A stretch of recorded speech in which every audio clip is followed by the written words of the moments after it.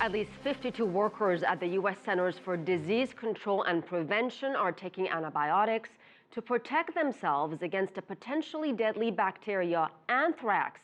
As many as 86 employees could have been exposed. For an update on the situation, we're joined live by my colleague, CCTV's Jessica Stone. Jessica, do they know what happened? We're getting more details, Asiya. It appears that lab workers at the CDC thought that the anthrax spores were deactivated when they moved them out of a high-security lab, and they were not. But the U.S. government is still looking into the details further. What we do know is that CDC scientists had been preparing an especially dangerous strain of anthrax for use at two lower-security CDC labs. But lab workers failed to completely inactivate the samples they sent to those labs. Here is the really scary part, though. The strain that they were working with had been taken from a bioterror attack in the United States in 2001. They were actually working on a way to inactivate the anthrax using chemicals instead of radiation. But the CDC says the breach happened in a low-security laboratory where lab workers were effectively not required to wear respirators, which could have protected them from the spores. The most dangerous is the inhalational anthrax because without treatment, it's highly fatal.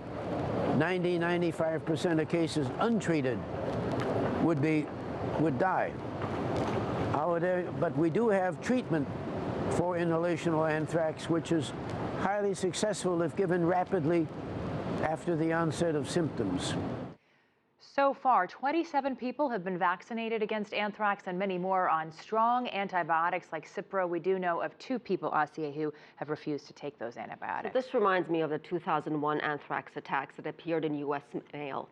5 people were actually killed in those attacks. Very serious. So what makes anthrax so dangerous? Well, what's interesting about it is that it can survive in really bad conditions and deactivate itself and then reactivate itself when it gets into better conditions. It goes by spores, and if you breathe it in, as the doctor was discussing, it can actually come into your body, replicate itself, spread throughout your body, produce toxins throughout your body, and the only way to fight against those is to get to a hospital and get those antibiotics. By the way, the symptoms look like a really bad cold or a pneumonia, so they can throw doctors off. Wow, frightening. Okay, thank you so much, Jessica Stone.